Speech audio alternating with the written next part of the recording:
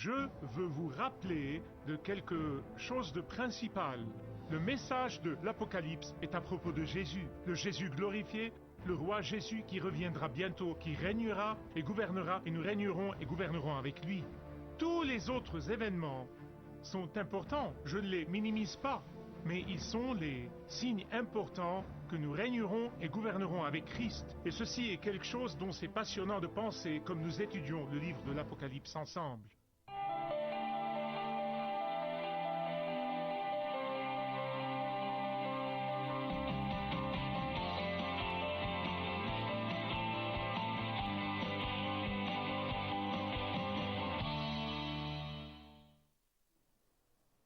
Je veux commencer par vous raconter une histoire vraie, et elle est à propos du roi d'origine danoise, Canut, qui a vécu au XIe siècle.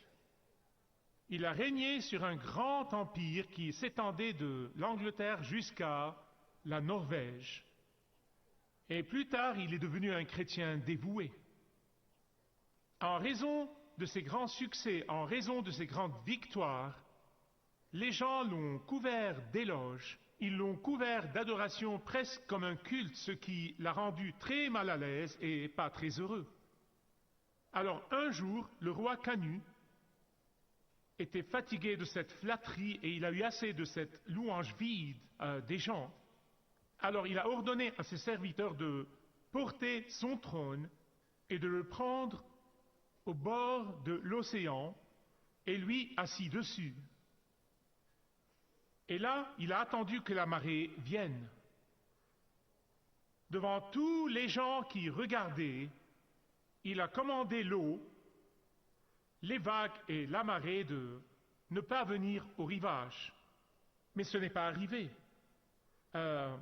L'eau, d'abord, comme la marée s'est rapprochée de plus en plus, a atteint ses pieds, puis elle a continué à venir et enfin, elle a atteint sa taille.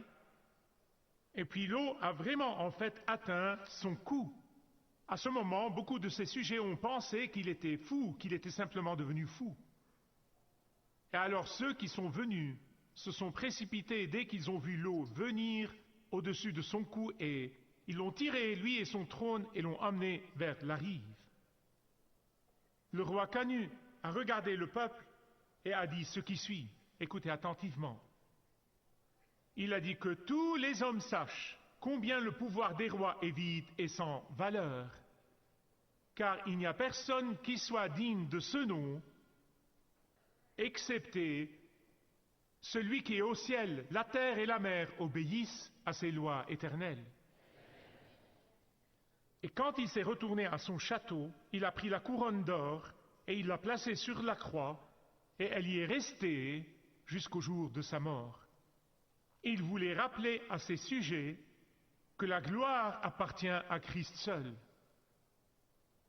En effet, c'est vraiment là le message du livre de l'Apocalypse. Si vous le manquez, vous avez tout manqué. Tel est le message, c'est la raison pour laquelle le livre a été écrit, pour nous rappeler que la gloire, l'honneur, la majesté, la louange et l'adoration appartiennent à Christ seul.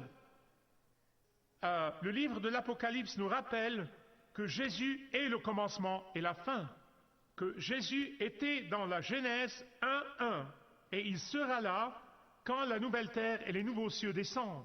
Jésus est le point focal de toute l'histoire. Il est le Seigneur de la Genèse à l'Apocalypse, avec tout ce qui est au milieu. Le livre de l'Apocalypse commence avec un prologue. Et l'ouverture de ce prologue, vous l'avez vu au verset 3, nous l'avons examiné en fait dès le premier message, où il y a une bénédiction spécifique à ceux qui non seulement le lisent, mais en tiennent compte. En fait, il y en a une autre à la fin, comme deux serre-livres, deux bénédictions, l'une au début, l'autre à la fin, pour tous ceux qui étudient et lisent et répondent à l'Apocalypse. Dans sa salutation aux églises, le Seigneur Jésus prononce la grâce et la paix. Dans tous les écrits du Nouveau Testament, la grâce et la paix. Vous êtes-vous jamais demandé pourquoi aucun d'entre eux ne dit la paix et ensuite la grâce? Y avez-vous déjà pensé? Parce que personne ne peut jamais avoir la paix de Dieu avant de recevoir la grâce de Dieu. Avant de recevoir la grâce de Dieu, vous ne pouvez pas avoir la paix de Dieu. Seule la grâce de Dieu, par Jésus-Christ, peut vous donner la paix, même au milieu des troubles, même dans les moments difficiles de la vie.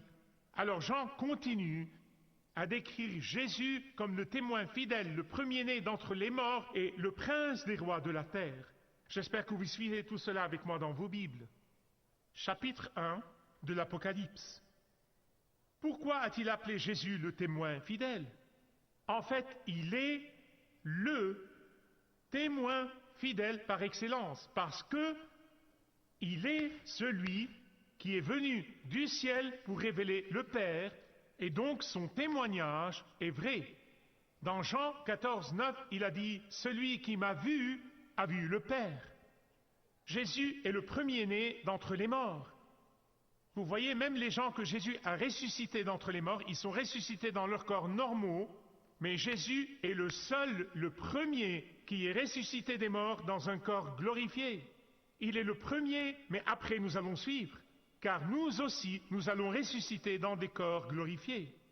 Ceux qui adorent Jésus, ceux qui aiment Jésus, ceux qui sont impatients de voir Jésus revenir, ils seront dans un corps glorifié. Nous ne serons pas des esprits démembrés flottant aux alentours ou des anges sur les nuages. Non, nous aurons un corps glorifié, tout comme le corps de Jésus après la résurrection. Voilà pourquoi il est le premier-né, il est le premier, nous allons suivre. Verset 5, il a dit qu'il est le prince des rois de la terre. Regardez autour de vous aujourd'hui, vous ne trouvez pas trop de rois et dirigeants dans le monde qui se prosternent devant Jésus, mais ne vous méprenez pas à ce sujet, ils le feront. Tous le feront. Tous le feront. Même s'ils pensent qu'ils sont forts et puissants, ils fléchiront leurs genoux devant Jésus. Le jour viendra où tout genou fléchira et toute langue confessera, qu'ils le veuillent ou non, ils le feront. Nous sommes toujours au verset 5. Jésus nous aime et il nous a délivrés de nos péchés par son sang. Écoutez attentivement s'il vous plaît, je sais que nous chantons à propos du sang de Jésus, je sais que nous pouvons imaginer le sang de Jésus sur la croix et que le symbole du vin de la communion nous rappelle le sang de Jésus. Et même les croyants, nous croyons en la puissance du sang de Jésus, mais Jean a vu de ses propres yeux ce sang couler de la croix, comme lui seul se tenait près de la croix. Il a vu de ses propres yeux comment le sang saint et juste de Jésus a marqué la terre. Il l'a vu de ses propres yeux. Il a vu Jésus alors qu'il saignait jusqu'à la mort, alors que tous les autres ont fui et se sont enfuis. Jean a vu la dernière goutte de Jésus couler de son corps saint, vidé de son corps mutilé. Et si Jean avait vécu jusqu'à l'âge de 1000 ans, il n'aurait jamais oublié ce sang coulant sur cette croix. Et si Jean dit, rappelez-vous, c'est seulement le sang de Jésus qui peut vous sauver, c'est seulement le sang de Jésus qui peut vous libérer, c'est seulement le sang de Jésus qui peut briser la chaîne de la dépendance et la chaîne du péché. Rappelez-vous que c'est seulement le sang de Jésus qui peut vous donner la victoire indescriptible dans votre vie. Chaque fois que vous êtes confronté à la tentation et vous êtes sur le point de vous égarer dans le pays lointain, que vous vous retournez contre le Seigneur et sa parole et que vous voulez pécher, essayez de demander le sang de Jésus. À chaque fois que vous avez des difficultés, demandez le sang de Jésus. À chaque fois que vous vous sentez rejeté et non aimé, déclarez le sang de Jésus. À chaque fois que vous vous sentez coupable et honteux, demandez le sang de Jésus. Amen et de rigueur ici. Car il a saigné jusqu'à la mort pour pouvoir nous libérer de la puissance du péché. Et quand il nous libère, il fait de nous des prêtres. Nous n'avons plus besoin d'aller à un prêtre pour nous confesser, pas plus que nous avons besoin d'aller chez un prêtre pour qu'il intercède en notre faveur comme il le faisait dans l'Ancien Testament, car la porte de la salle du trône de Dieu est grande ouverte, pour que nous entrions et sortions n'importe quand, n'importe quel moment, car nous sommes maintenant prêtres. Nous pouvons aller droit au grand prêtre. Verset 7.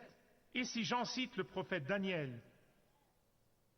Et Daniel a prophétisé, non seulement au sujet de la première venue de Jésus, mais il a aussi prophétisé à propos de sa seconde venue. Il a dit dans Daniel chapitre 7, Regardez, il vient avec les nuages. Dans la Bible, le mot nuage signifie un grand nombre de personnes, des foules de gens. Voilà ce que sont les nuages dans la Bible. En fait, Hébreux 12, 1 nous dit que nous sommes environnés d'une si grande nuée de témoins. De quoi parle-t-il? Il parle des myriades de personnes dont le témoignage fidèle a été enregistré dans l'Écriture afin de nous encourager, pour nous aider à obéir à Christ, pour nous motiver à continuer dans notre lutte. Voilà ce que signifient les nuages. Il viendra avec tous les saints merveilleux qui nous ont précédés, qui sont là avec lui maintenant lors de son retour. Toute la foule des gens qui sont allés devant nous reviendra avec lui. Avec lui, il y aura un grand nombre de saints qui ont placé leur foi en Jésus-Christ, mais ils sont morts et ont disparu et ont rejoint l'Église au ciel. Ce n'est pas étonnant que Jean cite ensuite le livre de Zacharie, Zacharie 12, 10. Tout œil le verra, tous ceux qui l'ont percé, et tous les peuples de la terre se lamenteront. De quoi parle-t-il? Fait-il spécifiquement référence aux personnes qui ont percé ses mains et ses pieds et son côté? Eux aussi. Mais quand il parle de ceux qui l'ont percé, qui pleureront, il parle de tous ceux qui ont rejeté Jésus-Christ comme le seul sauveur.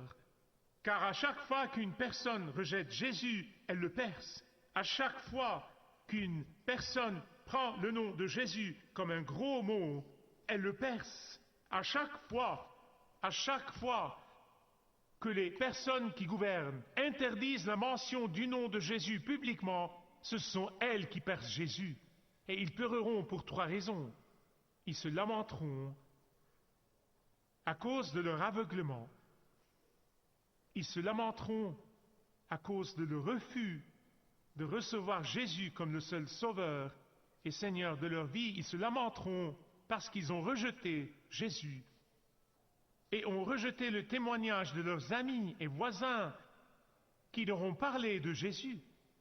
Pendant des années, j'ai été intrigué par quelque chose dans le livre de la Genèse à propos de l'arche de Noé.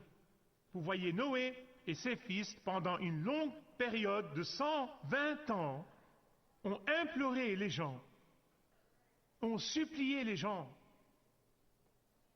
venez dans l'arche, entrez dans l'arche avant qu'il ne soit trop tard. Et puis la Bible a dit que Dieu a fermé la porte. J'ai toujours été intrigué par la raison pour laquelle Noé n'a pas fermé la porte, pour laquelle ce n'est pas l'un de ses fils qui a fermé la porte. Pourquoi Dieu est-il celui qui a dû fermer cette porte? Écoutez-moi attentivement, s'il vous plaît.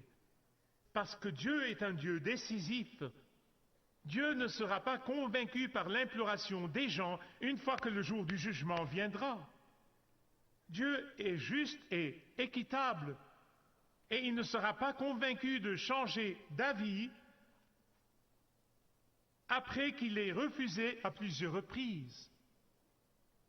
Parce que j'imagine que d'un point de vue humain, un point de vue émotionnel, si Noé ou ses garçons regardent dehors et voient leurs amis périr dans les flots, et ils diraient « Papa, s'il te plaît, ouvre la porte !» Et agissant d'après les émotions, ils voudraient ouvrir la porte. Mais Dieu n'agit pas de cette façon. Dieu ne réagit pas dans un plan purement émotionnel. Dieu a tenu la porte ouverte pendant 120 ans, plaidant avec eux. Venez! À travers Noé, il suppliait les gens de venir et d'être sauvés. Il a attendu les gens patiemment pendant 120 ans et maintenant il attend patiemment que quiconque est ici et ne le connaît pas vienne alors que l'occasion est là. Car une fois que la porte est fermée, elle est fermée pour toujours. Regardez avec moi, s'il vous plaît, au verset 10. Et puis Jean a entendu une voix forte comme le son d'une trompette. Bien sûr, c'était la voix de Jésus. qui lui disait « Écris dans un livre ce que tu vois et envoie-le aux 7 églises. » Pourquoi 7 églises? Pourquoi pas 8? Pourquoi pas 6? Mais voyez-vous, dans la Bible, il est très clair que le nombre 7 est un nombre d'achèvement, c'est le nombre de la perfection. Et vous le voyez tout au long de l'Écriture. Par exemple, dans le livre de la Genèse, quand Joseph a interprété le rêve de Pharaon, il a dit qu'il y aurait 7 bonnes années et 7 années de famine. Vous le voyez de nouveau quand Josué et les Israélites sont entrés dans la terre promise et ils ont marché autour des murs de Jéricho 7 fois. Ces 7 églises représentent l'image complète de l'état de toutes les églises à travers l'histoire. La période dans laquelle vous avez vécu n'a pas d'importance, votre location ou votre destination n'ont pas d'importance. Chaque église sera soumise à l'une des 7 catégories. Et voilà pourquoi l'Apocalypse est pour aujourd'hui. Le livre de l'Apocalypse est pour aujourd'hui. Il est pertinent aujourd'hui. Et quand Jean a entendu cette voix, et il s'est retourné et a vu les 7 chandeliers d'or, parmi les 7 chandeliers d'or était quelqu'un comme le Fils de l'homme. Je vais y venir dans un instant. Quels sont ces chandeliers d'or? Chaque chandelier représente chacune des 7 églises. Un chandelier a un seul but, c'est de faire briller la lumière de Jésus dans l'obscurité de ce monde. Pour que l'Église soit une Église fidèle, elle doit avoir un appel prioritaire et un but. Et c'est de faire briller la lumière de l'Évangile dans un monde sombre. Dans Jean 8, 12, Jésus dit « Je suis la lumière du monde ». Et puis dans Matthieu, il dit « Vous êtes la lumière du monde ». Qu'est-ce que cela signifie? Cela signifie que nous devons faire briller la lumière de Jésus-Christ dans les zones sombres du monde, même si c'est la seule chose que nous faisons. Pourquoi? Parce que la lumière fait fuir l'obscurité. La lumière apporte la compréhension de la vérité. La lumière attire les gens. La lumière permet aux gens de voir ce qui est réel et ce qui est vrai. Et donc, une Église fidèle doit être un chandelier. La tragédie prend place quand l'Église commence à ressembler, à se comporter et à croire comme le monde. Regardez à nouveau le verset 13. Jean dit comme le Fils de l'homme. C'est toujours une chose remarquable pour moi. C'est le disciple qui a posé sa tête sur l'épaule de Jésus. Ce sont les mots utilisés aussi par le prophète Daniel quand il a vu le Christ préincarné. Que signifie comme le Fils de l'homme? Écoutez attentivement, cela signifie qu'il est celui qui a toute autorité et tout pouvoir dans sa main. Ce Jésus que Jean a vu glorifié, magnifié dans le ciel est le même Jésus qui est né à Bethléem en Judée. C'est le même Jésus qui a été crucifié en dehors de Jérusalem. C'est le même Jésus, mais il n'est plus connu selon la chair. Il est maintenant glorifié, magnifié, transfiguré. Il est maintenant transcendant. Et nous, bien-aimés, devons le voir de cette façon. Nous devons le voir de cette façon. Regardez la description du Fils de l'homme. Il est vêtu d'une robe qui atteint ses pieds. Quelles sont ces robes? Eh bien, si vous êtes sauvés, ce sont les robes du grand prêtre qui se tient dans l'intercession au nom de tous les croyants. Mais si vous avez rejeté Jésus et vous n'êtes pas sauvés, ce sont les robes du juge, car il sera juge pour toute l'éternité. Deuxièmement, la ceinture d'or autour de sa poitrine. Éphésiens 6, 14 nous dit que cette ceinture est la ceinture de la vérité. Cette ceinture parle du fait que Jésus et Jésus seul est la vérité, toute la vérité. Et il ne peut pas y avoir de vérité loin de Jésus. Et parce qu'il est la vérité, par conséquent, il a toute la puissance et l'autorité et la force. Et puis il dit, numéro 3, qu'il a les cheveux blancs comme de la laine. La blancheur de la laine représente sa pureté, sa sainteté, sa justice, et ses yeux sont comme un feu ardent. Quand il parle des yeux pénétrants du Seigneur, il peut voir toutes choses, tout le temps. Même quand vous pensez que vous êtes dans le secret et que personne ne peut vous voir, il peut vous voir. Numéro 5, ses pieds sont comme du bon cuivre. Maintenant, certaines traductions disent le bronze, brillant dans une fournaise. Le cuivre fondu parle du jugement de Dieu. Le jugement de Dieu est décrit comme des raisins jetés dans la cuve de la colère de Dieu. Ces pieds de cuivre fouleront les raisins de la colère de Dieu, car il est le juge du monde. Numéro 6, sa voix est comme le son de l'eau qui coule. Même dans sa vie terrestre, même dans sa chair terrestre, le Seigneur Jésus parlait avec puissance, parlait avec autorité. Vous savez que les enseignants de la loi ont dit, qui est-il pour pardonner les péchés? Seul Dieu pardonne les péchés. Insensé, il est Dieu, dans la chair humaine. Il a appelé avec puissance le corps pourri de Lazare. Il a dit, sors de la tombe, et il en est sorti. Il a chassé les démons qui possédaient et harcelé et causé d'effroyables souffrances à ceux qu'il possédait. Il a dit, sortez, et ils sont partis sans demander le reste. Numéro 7, il tient les étoiles dans sa main droite. Quelles sont ces étoiles? Ce sont les 7 messages aux 7 églises. Numéro 8, hors de sa bouche sortait une épée à double tranchant. Hébreux 4:12 nous dit que la parole de Dieu est plus tranchante qu'une épée à double tranchant. Elle pénètre et même partage âme et esprit, jointure et moelle. Elle juge les pensées et les attitudes du cœur. Enfin, son visage brille comme le soleil. Jean, bien sûr, n'était pas le seul apôtre à avoir été aveuglé par la brillance du visage de Jésus. Paul, sur le chemin de Damas, a été renversé au sol par la lumière brillante du visage de Jésus, si bien que ses compagnons ont dû le guider vers la ville. Donc la question est, quand Jean a vu Jésus glorifié, qu'a-t-il fait? Jean a été frappé, il a été assommé, il est tombé le visage contre le sol comme mort. Pour la première fois, il a vu Jésus glorifié dans toute sa majesté, sa gloire et sa puissance. Et à ce moment, les pieds de Jean sont devenus comme de la gelée, et ses pieds comme des élastiques, et il est tombé face à terre aux pieds de Jésus. Maintenant, bien-aimés, tels sont le respect et la vénération par lesquels nous devons approcher Jésus. Nous vivons à une époque où les gens traitent Jésus comme leur petit copain dans la rue. Je parle de chrétiens maintenant. Et alors la question est, quand verrons-nous le retour du Christ glorifié? La Bible rend cela très clair, seul le Père connaît l'heure.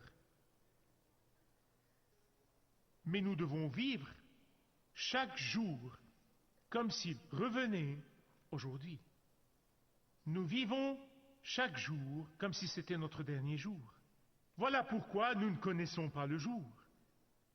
En fait, l'un des théologiens médiévaux, Thomas d'Aquin, dans le volume 5 de Summa Theologica, dit ce qui suit. Il a dit, le Seigneur n'a pas révélé le jour et l'heure de sa seconde venue, afin que tous veillent et soient prêts à rencontrer le Christ à tout moment. 1 Jean 3:3 dit, quiconque a cette espérance en lui, quelle espérance? L'espérance du retour du Christ, se purifie lui-même comme lui-même est pur. Comment puis-je me purifier?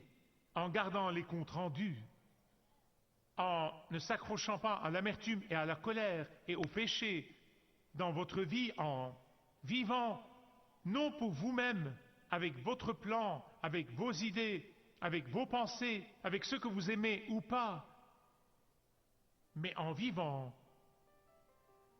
pour lui. Non en vivant sous le poids du péché non confessé, non en vivant d'après votre propre horaire et vos finances et vos propres plans et votre propre ceci et votre propre cela. Mais vous devez vivre pour lui, pas pour vous, pour lui.